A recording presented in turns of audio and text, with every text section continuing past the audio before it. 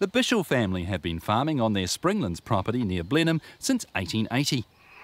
In addition to cherries, at Caythorpe Estate they grow grapes, produce their own wine, and within their mixed cropping operation make specialist equine hay. I grow predominantly lucerne and a specialist equine mix, meadow hay for my hay production.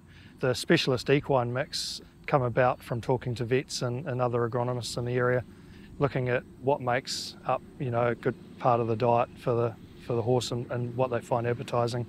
So I've tried to tailor that to my mix. We sow a mixed species pasture comprising of prairie grass, timothy, fescue, grazing brome, strawberry clover.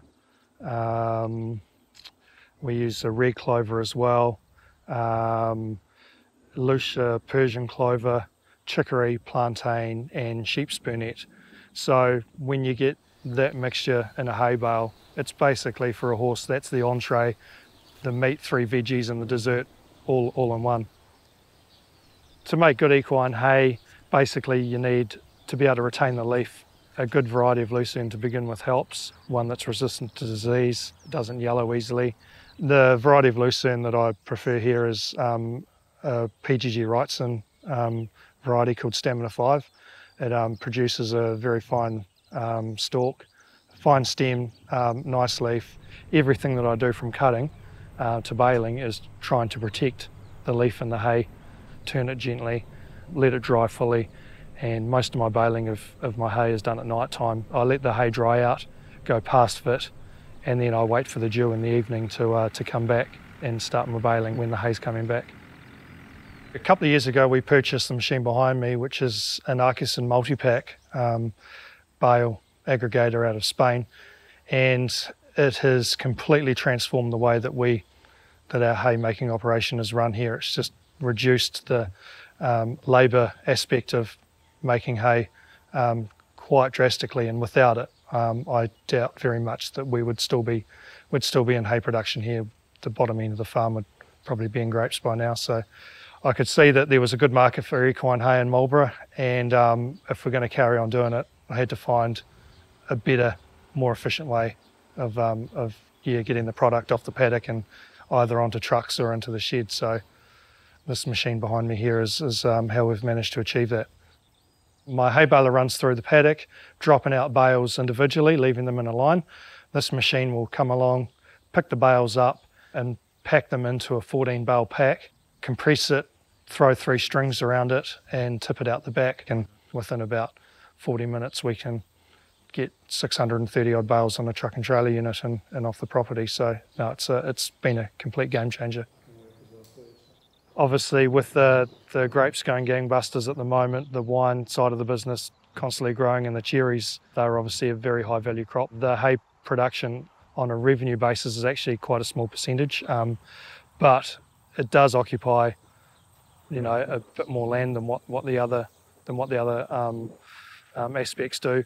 But it is a good income, and it is good diversity, because obviously when the weather is suitable for some parts of the operation, it can be not good for others, and vice versa. So it's really nice to still have that diversity, still be doing some traditional farming, which helps tell the story of the 4 generations before myself farming this property, and it's something else that we can tell when we're selling our wine. My father and grandfather, they were stockmen. There was a little bit of cropping, but when I left college and we got into cropping, we used to grow a lot of peas for tallies, beans, sweet corn, barley, wheat and barley most of the wheat went to the local mash mill down here. And we had quite a few small seeds.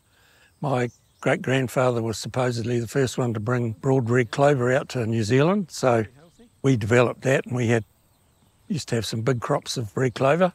And then cropping, the prices just didn't quite stack up, and so we planted some cherries first, and then we developed and started a small block of grapes. Lovely conversion from flowers into berries. Yeah, that looks good. I'm very fortunate to have 2 sons that are very capable, both got their own expertise, and the way they run the place and that there, I am retired. I'm very proud to have 2 sons and their families, and hopefully they'll carry on the tradition. Later on it'll be the harvester go through. Absolutely, we'll be giving this one a shake to remove all that flower trash.